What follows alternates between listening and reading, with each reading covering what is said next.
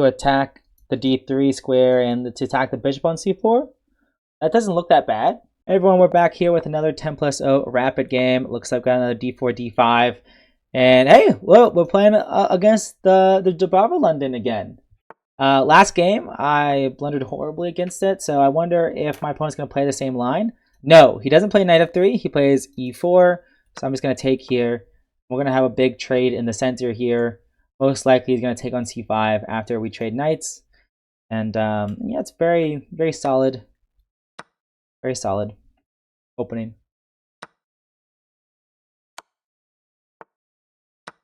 Now he's going to do the same thing. I'm going to be in Keto. So this is a very standard position.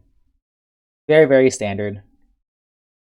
I've had an over-the-board rated game, 90. That was a game in 90 with 30-second increments. In this variation, I think my opponent played bishop f5 in that variation, and I ended up trading queens in an awful way, and I ended up losing that very horribly. That sucked. That sucked. But we'll see if I can do better against my opponent now. Rook d1. I guess he wants to get out of any tactics with sacrificing on c3. I think that's his idea. Now I could play bishop f5. Oh, did I say bishop f5 earlier? I meant to say my opponent played bishop c4. But I can play bishop f5 at some point. He could play bishop e3 to attack my queen. So it's an interesting case where both queens are out for both sides, and the queen doesn't really belong out for both sides. At least that's my impression of this position.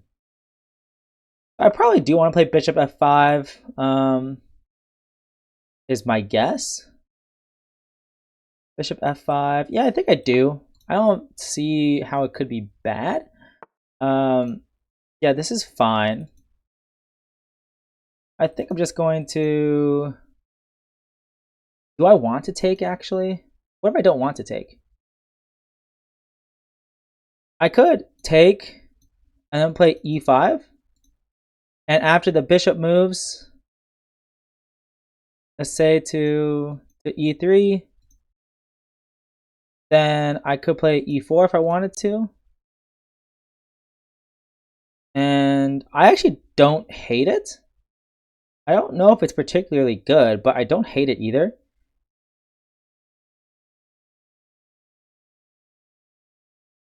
Okay, let's do it. Let's do it. We're going to trade queens, play e5, e4. Is there anything I should be worried about, though? Is my question. I don't think there's anything for me to be worried about. After I play e4, I could play knight e5 to attack the d3 square and to attack the bishop on c4. That doesn't look that bad. I like the idea of getting my pawn side majority rolling.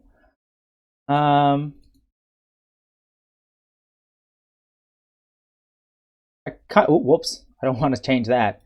That's the screen there. I think I do kind of want to go here. Now I think about it, and if he castles, I can play rook c7, or rook c7, bishop c2. Not even close. That wasn't even close to my move. And maybe I can control the open file. Although I could just go rook c1 in that case. So yeah, maybe that isn't a good plan. Could also go h6 and g5, maybe even h5, h4. Maybe I should have stuck to my original plan of e4, because let's say knight d4, I could take. Well, now yeah, e4 doesn't incentivize knight d4 as much because I have another defender on that square, and he might be left with an isolated pawn. In this case, it might not be a weakness though, so I'm not sure. I'm not super sure about it at this point. Okay, castling. So he's saying I don't care about bishop c2. I'm not sure what he's going to play, but whatever it is, he's not afraid. I kind of want to go e4 still. e4, knight d4, takes. He might not trade all those minor pieces, but I think e4 cannot be bad. right? Can't be bad, right?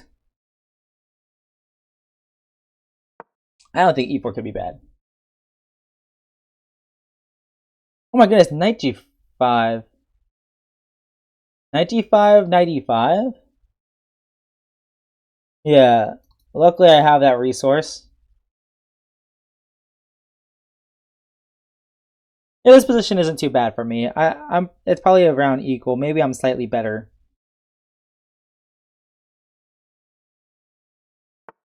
Okay, he does go there. He's saying, I don't care if I have an isolated pawn. That's what he's trying to claim. I'm just gonna do that. Does he want to trade everything off is the question. It's an interesting question. Like, alternatively, maybe I could have gone bishop g4, but then he could have taken on c6 and made my pawn split.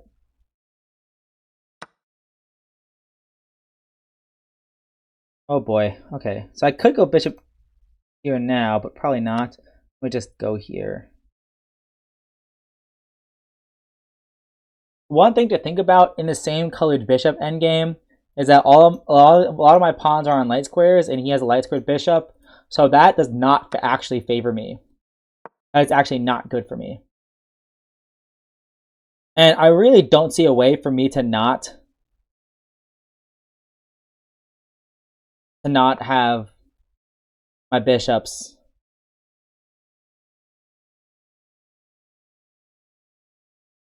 be that way. I could go bishop g4, rook d2.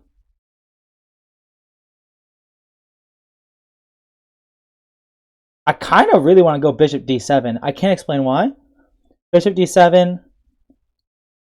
Maybe wrap around like this. I kind of like bishop d7. I wanted to go bishop g4 to attack the rook like this, but my bishop's kind of misplaced. Like, my bishop doesn't feel like it has a good home.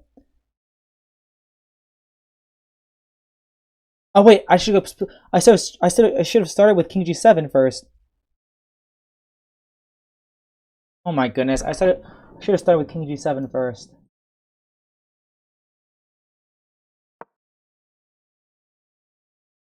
Oh, that's just a fork. But I get my rook in on the 7th? On the 2nd rank? I'm blundering a lot.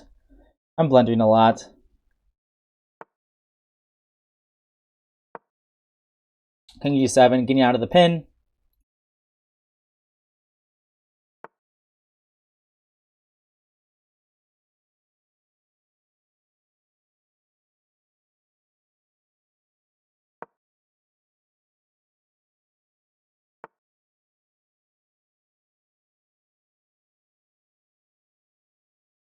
Bishop d3 kind of looks appealing. d3, rook here. Let's do it.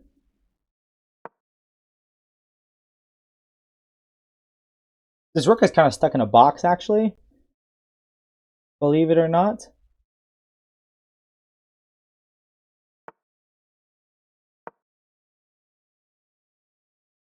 Now I can bring my with the pawn well defended. I can probably play my king to f6 and e5 and attack this rook maybe, and all of these dark squares around his king. Maybe I can start moving my own king in it. This endgame looks kind of pleasant for me, actually. Believe it or not. I kind of like it.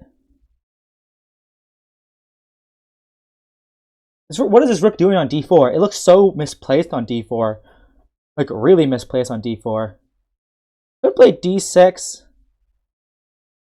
Then I have to defend. But he has to really worry about this pawn being overextended. That's something that he really does have to worry about, which is good for me. Bishop a4, then b5, for example, of course. Yeah, things are looking pretty good for me. Things are looking pretty good. d6 is probably on his agenda, though. I mean, that's what the rook is doing on d4, is helping the d-pawn. Very interesting case. I mean, I have my own passed pawn, but he's blockading it pretty well right now. I ever do move this rook, like this rook off of the defense of this rook, then he has tactics of rook takes d3. And like, so if I ever have this rook undefended, that could be a big issue. So even if king f6, king e5, for example, he could take the rook on, take the bishop on d3. So I have to be very, very careful about this pin if I do go on the e-file. There's a lot of things I do have to be worried about, actually. I thought this position was easier than it was. It's not quite easy. Not quite as good as I thought it was. Like, there's a lot more tricks in this position than I originally thought. But that's okay. I do like how mismatched his rooks are. Like I said, this rook on d4 just really doesn't belong there. It just really doesn't. I do expect him to play d6, though. Okay. I think I should probably just blockade. Oh my gosh, d7? I can't go here because of rook takes. Oh my gosh. Oh my gosh. I can't go there. Oh, good move. Rook takes. Yeah, that's bad. That's bad. I have to go here. This is my only square. Man, I screwed that up. He's got his pawn to d7. I can't really do anything about it. Other than move my king closer. I can't go to the e-file because of this pin. His rook on d4 is surprisingly good, actually. Oh. Okay. Wait, can I run my king forward? King h6. Rook c7. Rook c7. d3. Takes d2. Then you can go back. Ah, that's annoying. Let's run my king forward.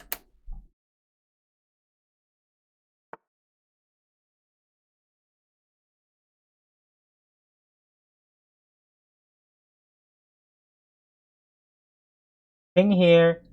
d5 check. King d4. King f4. Takes.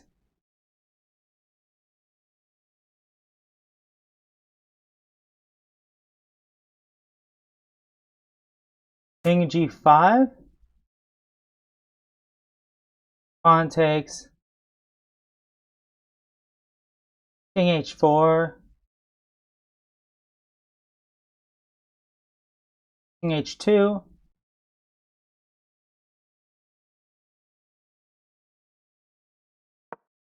I think I'm just going to bring my king forward and to d2 and then push it. I think that's the best plan.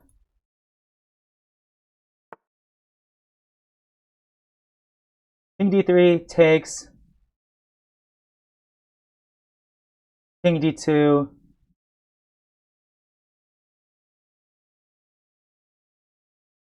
Takes. d3. Rook here. d2. e3 takes. d2. Rook c1 there.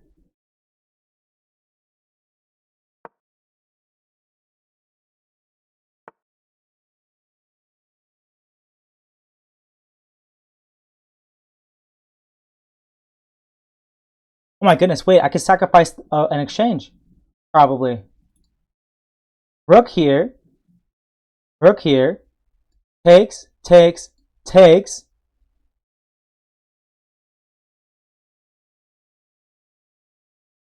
Why does this look not so bad? I could also just take. Rook takes. Okay, I need to make the right moves here.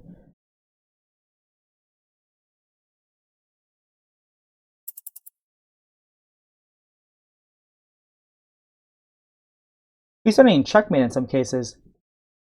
I'm going to take. I hope there's no mate for him. It's so close. Rook c3. I can't go back because of mate. Okay, he does that though. I'm happy with this. I think I'm happy with this. If he takes the pawn, I'm happy. If he pushes his pawn, I'm happy. Do it. Oh, I blundered mate. Wow, I am pretty slow in the brain sometimes. Just setting that up. That wasn't that hard to calculate. The opening went okay. E5 was an okay move to do. Is anything better than that? A5. Okay, it's just one of those slow positions. Yeah, I mean, nothing crazy here. What was the best move for him? Okay, yes. To exploit my bad position of the rook there. So, yeah. This happened. I have a very pleasant position. Or relatively pleasant position. What was a better move? King g7? No, a5? a4 probably. Now rook d6. And I could probably pile up pressure on the d4 pawn. And here, yeah, that was bad. Bishop on d3 doesn't belong there. Just f5. Like the bit too many tactics. Like I thought I was trapping this rook, but really my bishop was the one that was really loose. And once again, I messed up once again.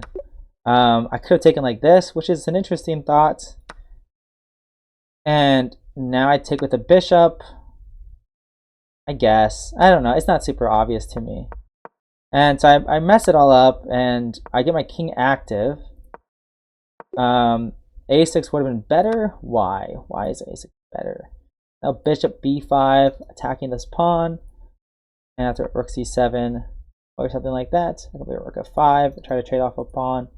And I'm worse. I'm still worse. And now the position is equal, and he has seconds on the clock. And I could have just played this move, king c2. But I thought he had this check. And he does. Rook c7. King f2. And it wants the position just bounce back and forth. So it's a draw, but kind of not super obvious, but I really screwed that up. So I'm kind of disappointed in myself, but it is what it is. It is what it is. Oh, man. Okay, I'll see you guys in the next one. Peace.